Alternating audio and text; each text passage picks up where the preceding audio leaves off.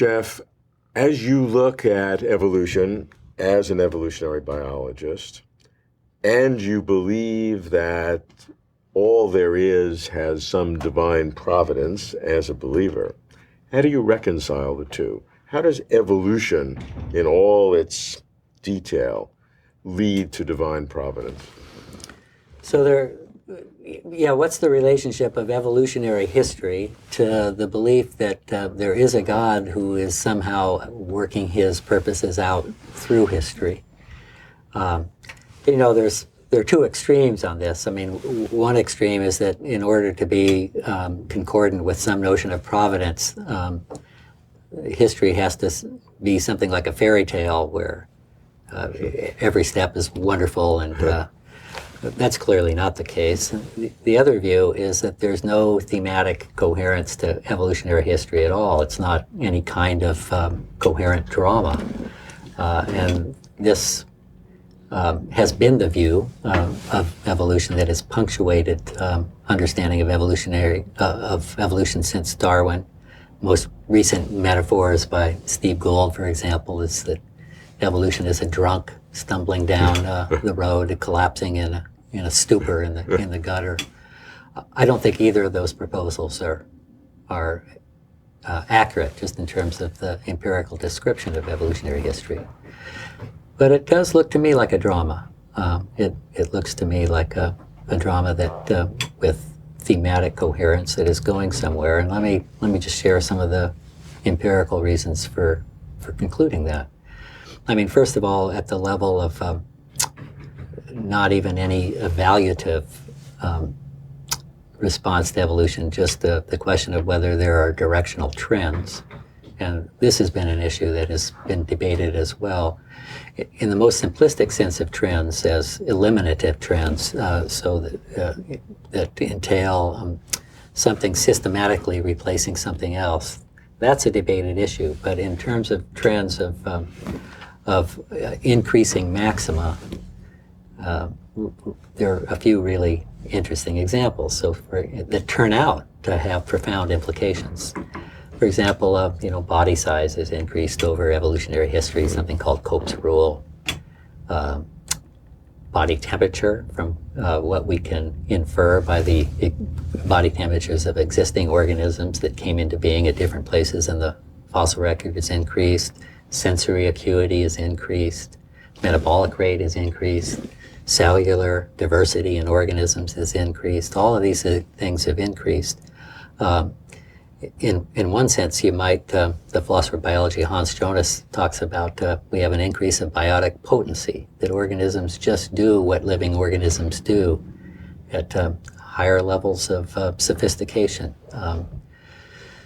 But we can take a step on from there and say that these directional trends are evident in a series of major evolutionary transitions. Transitions from simple prokaryotic cells that don't have any compartments to eukaryotic cells that have cellular compartments, from eukaryotic cells to multicellular organisms, from asexual to sexual reproducers, from solitary to social organisms. And the fascinating thing about these transitions, first of all, they all involve increases in not just cooperation, but cooperative interdependence. You have the evolution of new functional units that require cooperation within these functional units. Sexual reproducers require two to reproduce, multicellular organisms. And to the extent that this has happened, you also have the solution of impediments to cooperation. You have novel solutions at each step to the archetypal challenge to cooperation, which is defection. But bottom line, through this series of evolutionary transitions, you have a serially escalation of cooperative interdependence. Science itself, as Steve Gould pointed out in his critique of progressive theories of evolution, can't prescribe the values by which we adjudicate whether progress is occurring. I mean, progress would just be sustained change in a valued direction. But I think by most most notions of value that exist in the common domain, these changes, increase in diversification, increase in biotic potency, increase in cooperative interdependence would constitute progress. And then there's a last step to the story. As we have this escalation of cooperative interdependence, of course you can have cooperative interdependence between non-sentient organisms. I mean, genes can cooperate interdependently on a chromosome.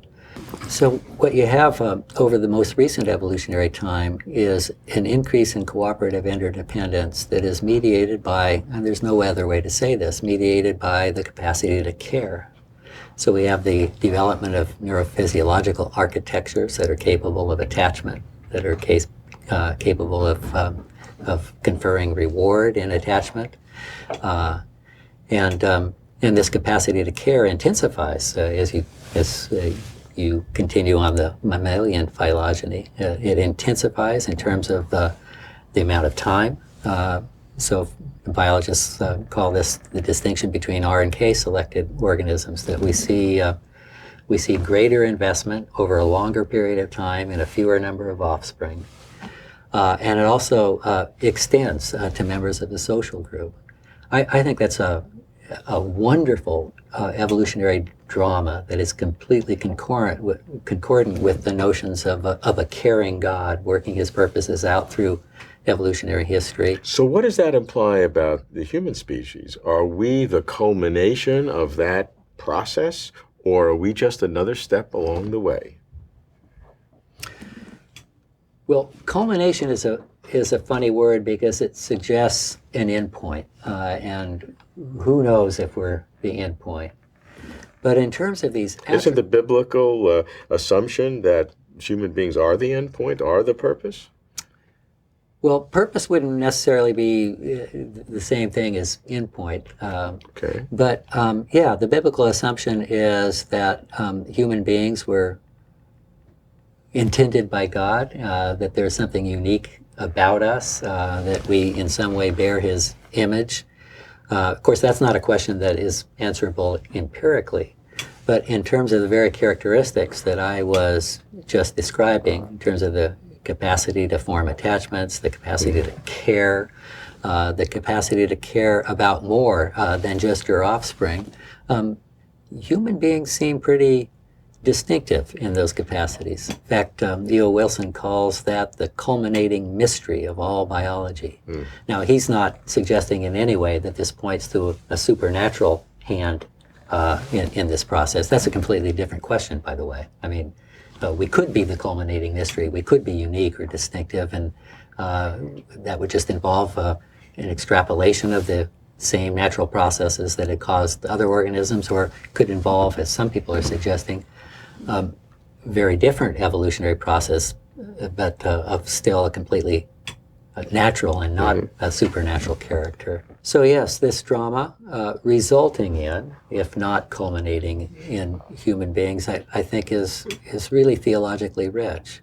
But I do want to say one thing. I do want to point out why it's not a fairy tale, and why this notion of increasing capacity to care, increasing capacity to encounter the internal being of others, while in one sense progress, is not necessarily moral progress.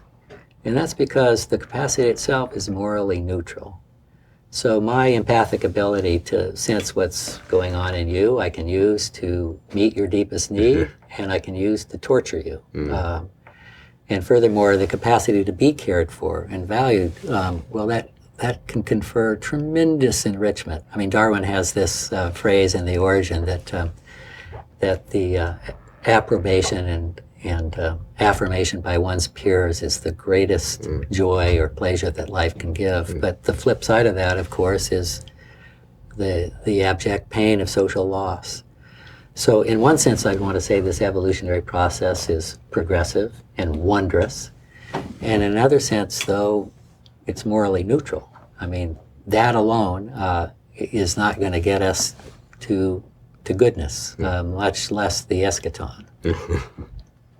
So I think this picture of evolutionary history with directional trends that involve really increased biotic potency, increased livingness, increases in cooperative interdependence, and ultimately the capacity to care. It's a wonderful and a rich and a theologically concordant drama.